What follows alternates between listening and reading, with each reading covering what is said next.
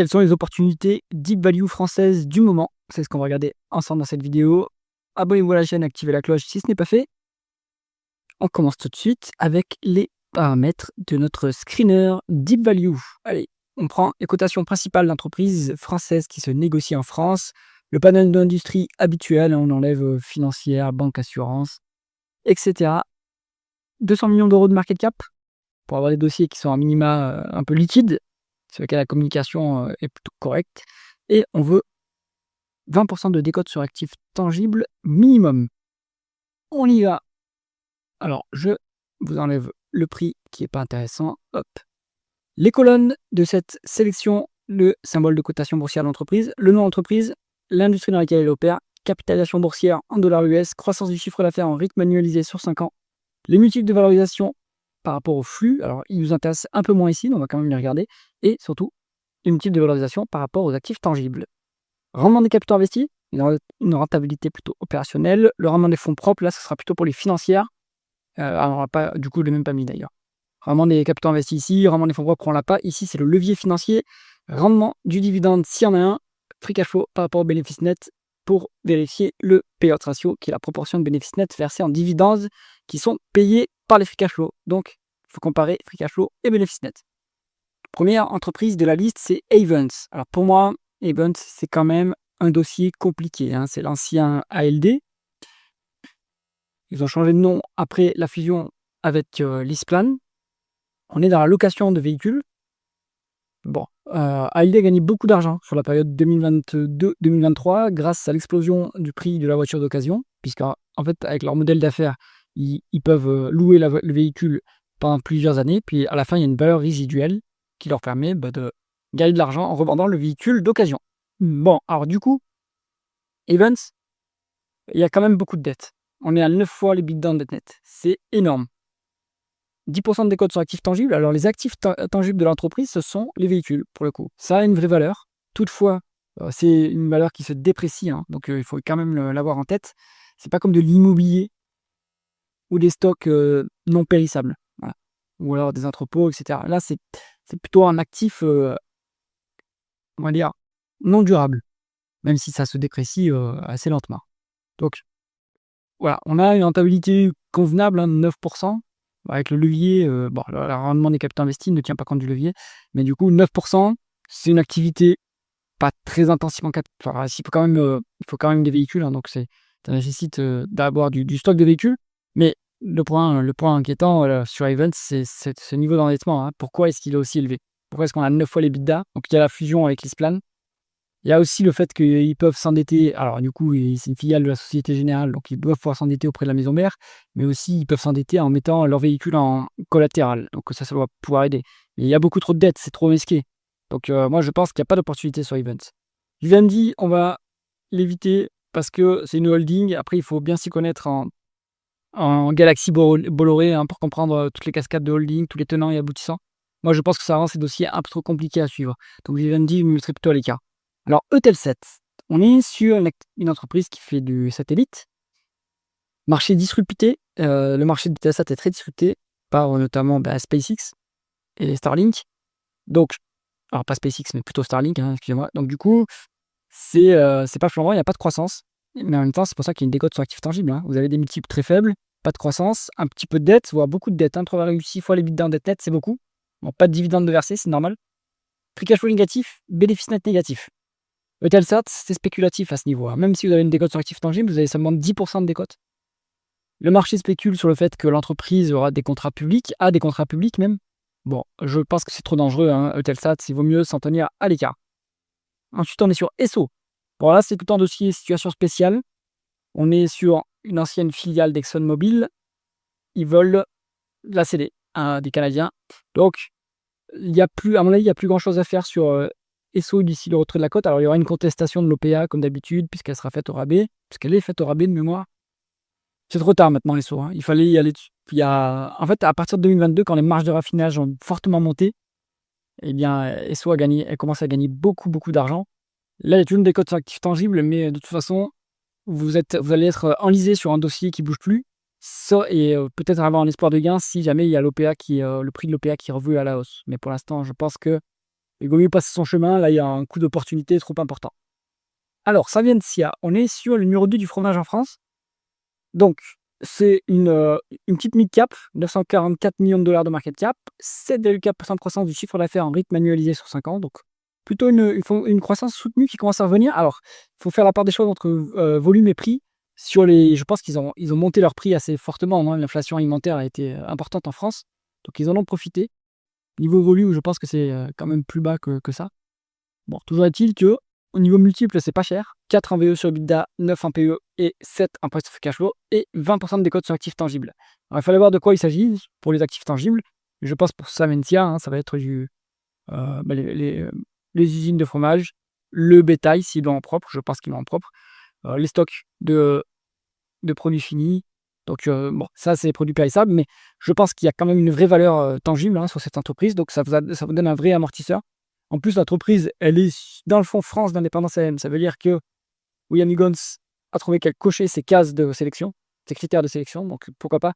Au niveau de la rentabilité, c'est pas extraordinaire, hein, 5,4% vraiment des capitaux investis, c'est plutôt moyen. Après, il y a pas beaucoup de croissance organique, donc ils n'ont pas besoin non plus de réinvestir massivement ça ne dépense en capital importante. Donc je pense que c'est correct si ça s'améliore, cette rentabilité. En même temps, c'est pas pour rien qu'il y a 20% de décote sur actifs tangibles, hein. C'est que la rentabilité est plutôt faiblarde, donc le marché n'aime pas trop ce dossier, mais il est très très peu cher. Vraiment très peu cher. Une fois les bits en dette nette, donc quasiment pas de dette, enfin un petit peu, mais c'est rien d'insurmontable. 2,6% vraiment des dividendes. En plus, on a des dividendes qui est faible en termes de payout ratio, hein. On peut le tripler ce dividende en fait, hein, sans problème. Donc à suivre, hein, sur Savencia, je pense qu'il commence vraiment à rendre l'argent aux actionnaires. Donc ça, c'est un bon petit dossier à aller creuser. Ensuite, on est sur Manitou, le spécialiste du chariot élévateur. Ça fait quelques temps qu'on le voit dans la liste, hein, Manitou, depuis au moins 9 fois, hein, depuis peut-être un an. Alors, quand même, il était beaucoup moins cher que ça, le dossier avant, mais il y avait beaucoup plus de dettes, hein. Il s'est bien désendetté sur les quelques publications, là. Sur les derniers trimestres, ça a bien descendu l'endettement. On est sur une grosse mid-cap, 909 millions de dollars de market cap, 8,3% de croissance du chiffre d'affaires en rythme annualisé sur 5 ans. Quand même une croissance soutenue. Après, c'est cyclique, il faut l'avoir en tête. 6 fois la valeur d'entreprise sur l'IDA, 11 en PE, 5 en price to free cash flow. C'est pas très cher. 10% de décote sur actifs tangibles. Avant, il y avait beaucoup plus de décote que ça. Maintenant, le marché, quand même, s'est rendu compte que malgré tout, l'entreprise arrive à délivrer du résultat. Bon, vous avez encore 10% de marge. Et en plus, les actifs tangibles, là, c'est des choses qui gardent de la valeur, hein, des stocks, des produits finis, des entrepôts, etc. Donc plutôt pas mal. Bonne rentabilité opérationnelle en plus, hein, quasiment 8% de rendement des capitaux investis, c'est pas mal pour une société qui est intensive en capital. 1,7 fois les EBITDA en dette nette. Attention qu'il y a un petit peu de dette, ça s'est bien amélioré. Donc plutôt bien. 6,1% de rendement du dividende avec un payout ratio à 66%, mais des free cash flow au double des bénéfices nets. Donc soutenable ce dividende. Tant qu'il n'y a pas de dépenses en capital importante, ce dividende il peut rester à ce niveau-là sans problème. Donc Manitou, également un bon dossier deep value. Jacques Metals, vous la connaissez bien si vous suivez la chaîne, puisque je l'ai en portefeuille, et donc vous faites le suivi spécifique de cette entreprise et du secteur, et donc des concurrents aussi. Donc Jacques Metals, hein, les Metals, on est sur la distribution d'aciers spéciaux en France, en Allemagne, aux États-Unis également. Ils sont aussi présents dans d'autres pays d'Europe. Bon, donc bas de cycle, hein, complet sur l'acier. Donc après, l'avantage de Jacques Metals, c'est qu'on a une décote sur actifs tangibles. Donc il y a plusieurs actifs tangibles qui ont vraiment qui ont de la vraie valeur, on va dire. Ce sont déjà les entrepôts. Donc l'entreprise a 60% de son immobilier en propre, hein. Donc c'est bien. Ensuite, il y a les stocks, évidemment. Et après, il y a d'autres actifs tangibles. Mais à un moment donné, donc quand je commençais à ouvrir la position, il y avait une décote sur stock, hein, uniquement. Donc même en termes de valeur entreprise sur stock, hein, c'était décoté. Maintenant, on n'a plus de décote sur stock. Alors une décote, on a une décote de la capitalisation boursière sur stock, oui, parce qu'on est à, de mémoire, 599 millions d'euros de stock. Donc on voit que la market cap, là, en dollars en plus, c'est plus faible que ça, c'est plus faible que ça en euros. Donc vous avez encore une décote, globalement, vous avez encore une bonne décote, une bonne marge de sécurité sur Jacques Metals. C'est très cyclique, mais je pense que le point bas du cycle a été dépassé maintenant, hein. Le cours de l'action s'est bien ressaisi de 20% depuis le début de l'année. En termes de croissance, c'est très cyclique, donc 4,5%, mais ça se découpe en 2 cycles distincts, hein, en fait, depuis entre 2020 et 2025. On est à 8,3 en VE sur EBITDA il n'y a pas de bénéfice, mais ils ont une telle maîtrise du besoin en fonds de roulement que les free cash flow sont inférieurs à 10 fois en termes de price to free cash flow. Donc, en fait, c'est value, Jacques Metal, c'est deep value toujours.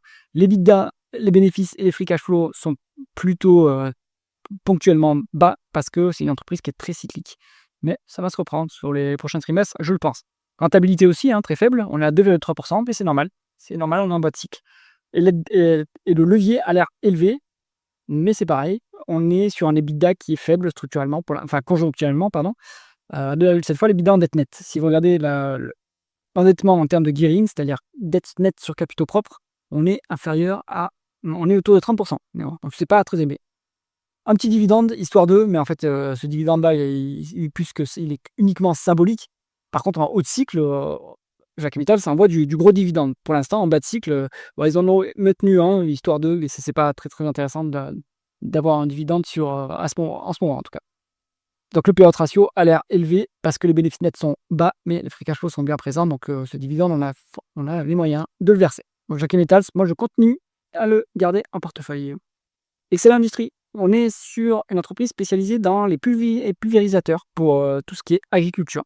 C'est une niche, hein. Petite entreprise. On est sur une small cap, 304 millions de dollars de market cap, 7,2% de croissance du chiffre d'affaires en rythme annualisé sur 5 ans. Donc une croissance qui est tout de même soutenue. Ça, c'est intéressant. On est à 6 en VE sur EBITDA, 11 en PE et 5 en price to free cash flow, 20% des codes sur actifs tangibles. Alors que les actifs tangibles, j'imagine que c'est surtout du stock. Et les usines, bon, donc c'est pas cher du tout, hein, c'est deep value. On est sur 5,8% de rendement des capitaux investis. Ça, c'est pas exceptionnel. Ils peuvent s'améliorer, hein. Minima, en fait, pour les sociétés industrielles, idéalement, à minima, on veut du 7%. C'est pas mal, 7%. En dessous, ça commence à être un peu tendu parce que là, vous voyez, vous avez 7% de croissance. Alors, il faut regarder aussi si c'est la croissance organique. Ce qu'on veut, c'est que la rentabilité opérationnelle puisse permettre d'autofinancer la croissance organique. Donc, bien sûr, il faut retraiter la croissance organique, mais vous voyez, si on se met à baisser en rentabilité alors que la croissance reste forte, il va falloir s'endetter pour financer l'activité. Ça, c'est un peu dommage. 3% de rendement du dividende, intéressant à ce niveau. Payout ratio à 28%. On a largement les moyens parce que les free cash flow sont double des bénéfices nets. Donc, ce dividende, il pourrait même doubler sans problème. Je ne suis pas sûr qu'il le fasse, mais c'est déjà intéressant à ce niveau. Attention qu'il y a un peu de dette quand même, hein. 4 fois l'EBITDA en dette nette. Voilà, ça souligne un peu ce que je raconte, hein. C'est que la rentabilité n'est pas énorme, donc du coup, pour faire de la croissance, il faut s'endetter, hein, malheureusement. Donc, Excel Industrie, et vérifiez aussi s'il n'y a pas des obligations locatives là-dedans, hein, s'il n'y a pas de l'IFRS 16, hein, parce que ça peut aussi être compté dans les loyers, dans la dette nette, alors que c'est pas de la dette nette, hein. Donc, à vérifier. Si on est vraiment à ce niveau-là, c'est quand même un peu lourd, hein, donc attention. Si jamais vous cherchez un portefeuille d'investissement passif et performant, cliquez sur le lien à haut à droite de la vidéo. On continue avec Société Fermière du Casino Municipal de Cannes. C'est en fait la société qui gère le casino de Cannes. Donc les actifs tangibles, hein, ça va être l'immobilier en fait. Donc il faut regarder après, essayer d'estimer la valeur de l'immobilier qu'ils détiennent. Donc c'est coté depuis très peu de temps, enfin moins de 5 ans en tout cas. 5 en VE sur EBITDA, 10 en PE, 10 en price of cash flow, c'est value, 20% des codes sur actifs tangibles. Donc ça c'est très bien, c'est pas cher, hein. C'est pas très cher.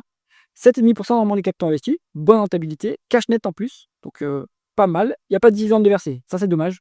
Ils ont les moyens, hein, de verser, on peut verser un dividende quand même parce que c'est pas une entreprise qui est en croissance structurelle, c'est pas une activité qui est en forte croissance, donc il faudrait rendre le cash aux actionnaires.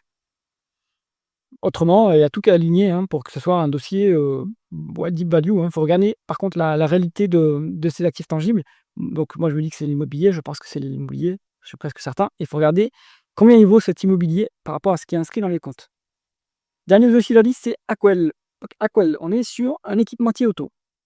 Donc secteur en grande difficulté. Donc les constructeurs auto traditionnels, c'est-à-dire thermiques, moteurs thermiques, sont en grande difficulté en Europe à cause de la transition à marche forcée vers le moteur électrique, plus des concurrents subventionnés chinois, BYD, Xpeng, etc. Donc ça pèse évidemment sur les constructeurs auto qui transmettent la pression sur les équipementiers auto. Et les équipementiers auto, forcément, ils sont plus petits que les constructeurs, donc ils ne sont pas du tout en situation de peser dans la balance. Bon, Aquel, 248 millions de dollars de market cap, décroissance avec manualisé sur 5 ans. Attention, c'est pas très grave, c'est une faible décroissance. Une fois la valeur d'entreprise sur EBITDA, c'est rien. 10 en PE, 5 en price to cash flow. Donc ça vaut rien. 60% des décotes sur actifs tangibles. Bon, 60%. Et alors, il faut regarder la nature de ces actifs tangibles, mais le groupe regorge de cash. Donc, il faut s'attendre à ce que l'entreprise rende le cash aux actionnaires. Donc, cash net, comme on l'a dit, 3,7% de rendement du dividende, un PE ratio à 33%, et une trésorerie pléthorique, ce dividende, il va doubler. Il doit doubler, parce qu'on n'a pas d'opportunité d'investissement en ce moment. Donc, ça ne sert à rien de garder de la trésorerie, ça génère des intérêts de trésorerie, super, 2 à 3%, alors qu'un actionnaire, lui, il aimerait que le cash lui soit rendu pour ensuite aller investir à 7-8% sur notre action, par exemple. Donc, Accwell, ça, c'est un très très bon dossier deep value. Moi, j'aime pas du tout le secteur, mais quand on fait de la deep value, il faut être assez insensible au secteur. Bémol, hein, si vous faites plutôt des financières, il y a des décotes sur actifs tangibles, mais les financières, quand même, c'est compliqué. En revanche, sur les autres secteurs, voilà, hein, typiquement, quand on fait de la deep value, on doit pouvoir aller sur les équipementiers auto, même si c'est un secteur qui se fait massacrer, c'est là-dedans qu'on trouve les dossiers deep value. Là, vous avez 60% de décotes sur actifs tangibles, et en plus, une grosse partie, c'est du cash. Voilà. Donc Accwell, c'est un très très très bon dossier deep value à aller creuser de plus près. J'espère que cette analyse vous a intéressé. C'est comme un pouce vers le haut et pensez à vous abonner à la chaîne. À bientôt.